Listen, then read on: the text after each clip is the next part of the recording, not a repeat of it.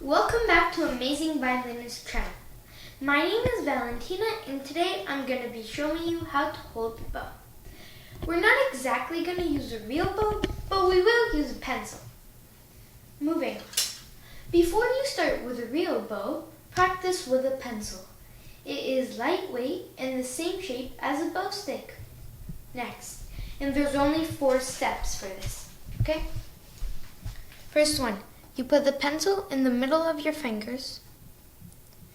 Then, second, to the tip of your pinky.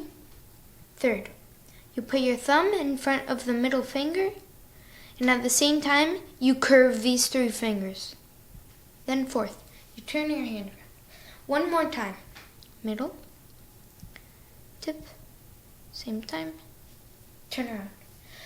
Okay, that's all the time that we have for this video. Have a great day. Please like and share this video. Bye.